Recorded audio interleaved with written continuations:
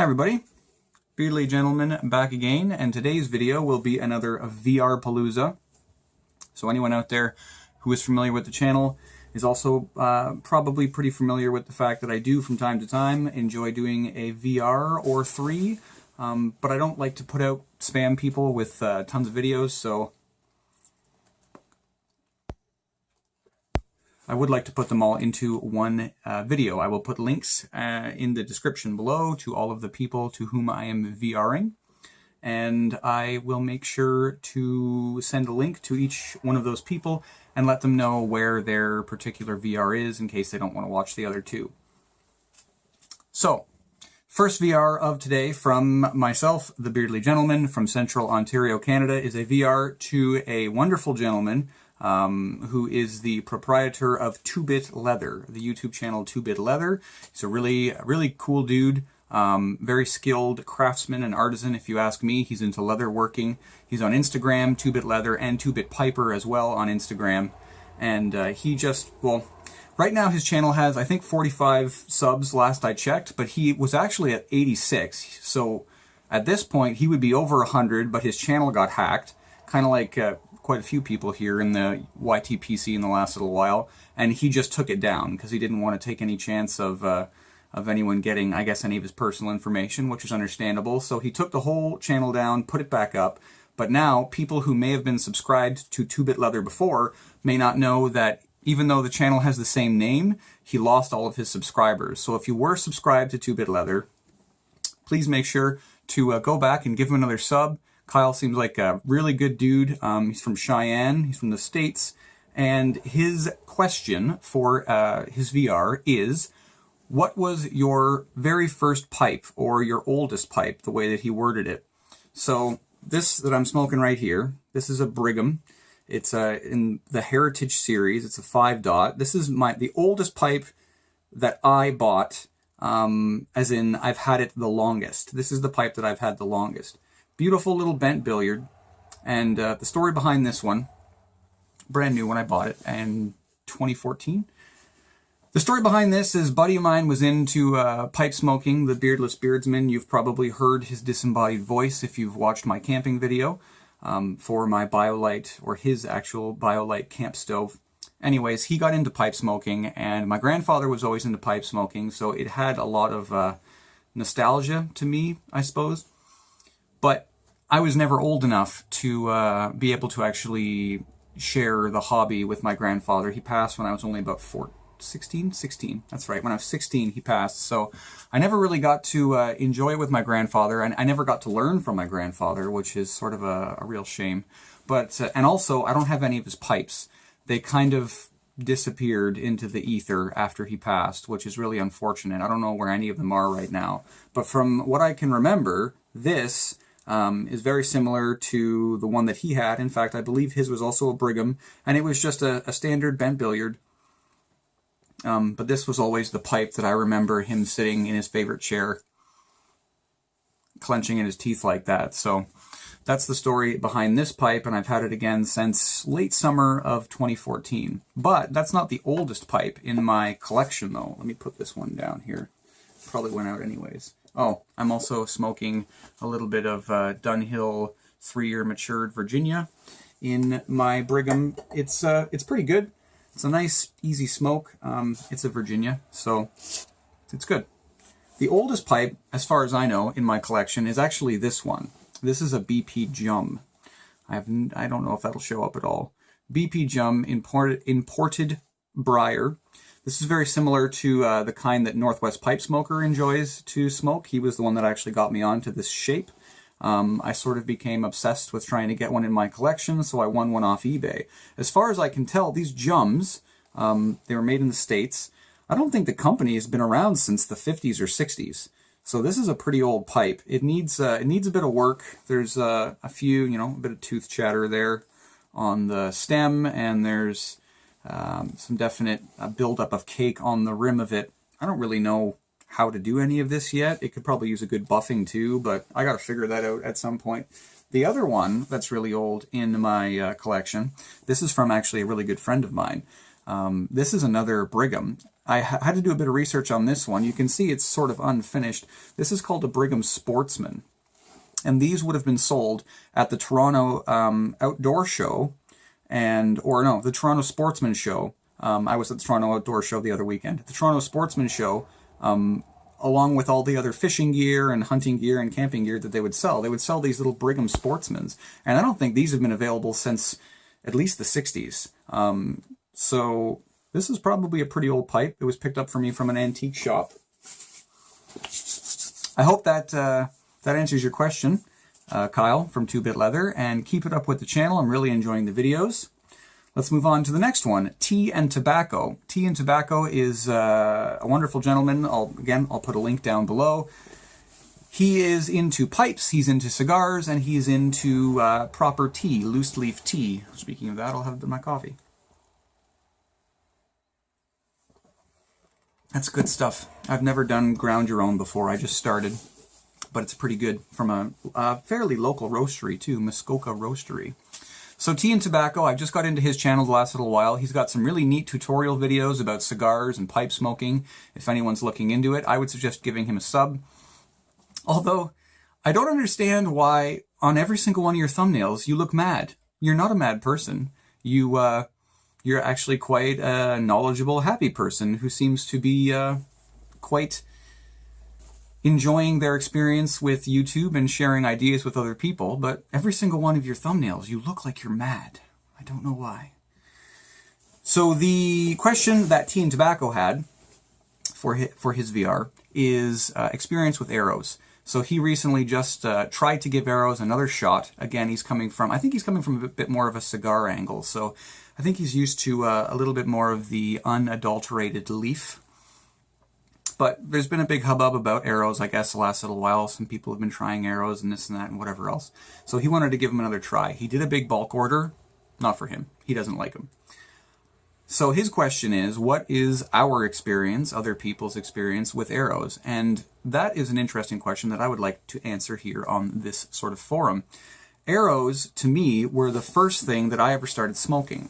Much like any other pipe smoker. Let me get lit again here.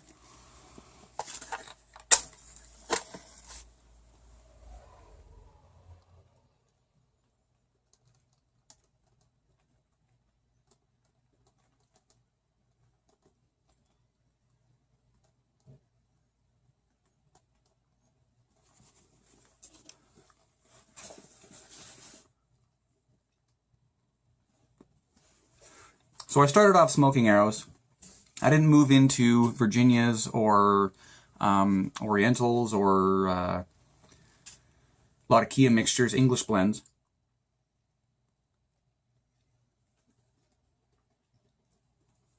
Until much later into my pipe smoking career. I smoked only arrows for about a year, I think, year and a half. It was only about in the last 6 months that I really started to expand my options. Now, the issue with arrows, when I first started smoking, I didn't even think I liked it. Because many of them, they're tough to get lit, they're tough to keep lit, they're tough to smoke, and they give you tongue bite. Once I switched and started smoking, and this isn't to say I don't like arrows, but once I started smoking other blends, Virginias, some more Turkish Orientals, and English blends, it was then that I actually got good at pipe smoking. It was when I finally figured out what I was doing and how to do it properly. And so I sort of was in the same boat. I thought maybe I don't like these arrows very much. But really all it was I didn't know how to smoke yet. And the ones they start you out with, the really gloopy aromatics, they're no good for people who are learning how to smoke. So once I sort of figured out what I was doing, a better method of packing, better way of keeping it lit, that was when I kind of went back. And now I do thoroughly enjoy aromatics, but to get more to your comment, Tea and Tobacco, about how, you know, they smell one way in the tin and then it's completely different smoke, I find the exact same thing. They smell delicious. They smell like something I want to eat. Quite often they smell like a fine spirit, like a nice whiskey, or they smell like baked goods, or something like a butter toffee. They smell delicious. But when you smoke them, all I get through, and now that I've had like actual, you know, proper Virginias and whatnot, they they smell like the blend that they are. They taste rather like the blend that they are. They taste like a Burley, Virginia, Cavendish blend, which is fine because I don't mind that. I do smoke the occasional cigar as well. I don't mind Burley. I don't mind Virginia or Cavendish. So it's an enjoyable smoke. They're a little nicer for the people around you, definitely, because they do smell delicious. But the only Aero I've ever actually had an experience with that tastes similar to the way it smells is Peterson Connoisseur's Choice. Now that one is a very graciously topped blend, and if you really want to keep it lit and be able to have an enjoyable smoke with it, you need to give it some ample drying time. But once you get the drying time down outright and you figure out just the right way to pack it in the right pipe, you can get a really, really enjoyable smoke out of that one. And you do taste like almost like a toffee rum raisin out of Peterson Connoisseur's Choice. So I hope that answers your question. I don't mind Aeros either, tea and tobacco. If I am selected as the winner, I would enjoy all of them. I would expect and probably report back and tell you what I think. Moving on to the last one, wrapping up the VR-Palooza. It's already been almost 12 minutes. Joe Puentes, I hope I'm saying that right. He's a sort of new, but I'm new to his channel. I think he has at least a dozen videos up, I believe. But seems like a really, really nice guy. I haven't watched too many of his videos yet. I think I've only watched 3 or 4, but I've enjoyed all the ones that I have. He comes at pipe smoking, or at least his videos, his channel, comes at pipe smoking from a little bit of a more relaxed setting, which I really enjoy. It's nice. I usually watch his videos in the evening. It's actually quite nice to sit back and just relax and kind of hear his thoughts and ramblings about life. And he's doing a few tobacco reviews as well. So I'm quite enjoying your channel, Joe. Good on you. Thanks for the videos. And he's just recently come up on 100 subscribers as well. Good for him. And his question for VR would be, if you could have a pipe and a chat with any famous person in the world, living or dead, who would it be? So my answer to you, Joe, would be, I had to give a bit of thought to this too, if it was a famous person, a person of note, some sort of celebrity, whether it's cultural or historical, I would probably want to have a chat with Albert Einstein. The reason I came to that is just, it's interesting. Everyone knows Albert Einstein, everyone knows his accomplishments, but history only really history only records the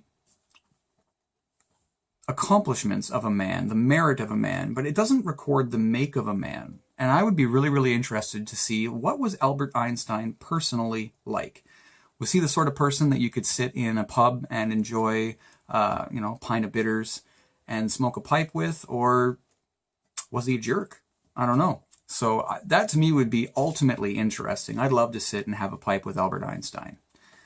Now, if we went out of the realm of famous people, because they're not necessarily famous, but if I had my top pick of anyone that I wanted, I would really like to be able to go back in time and sit by the fire and enjoy a pipe with my grandfather.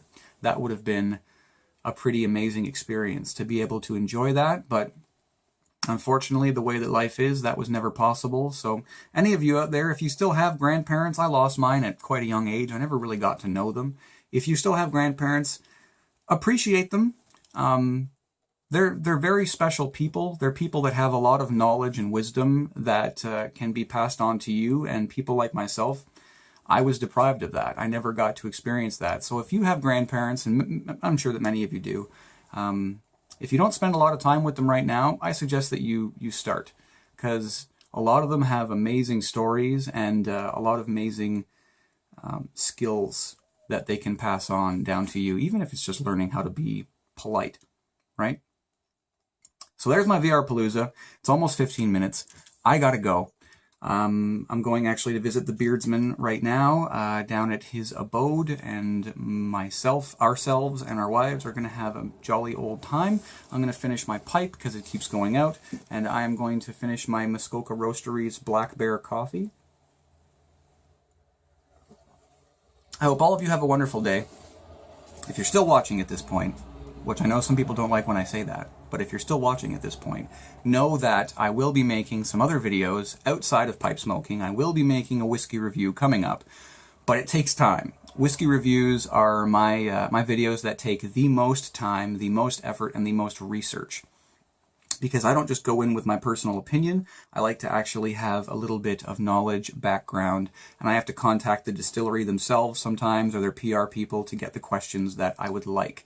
So hopefully I'll have one done next week, and by the end of next week, you will have your next whiskey review in my Drinking the Middle Shelf series out. Anyways, I gotta go. Take it easy, everybody. Cheers.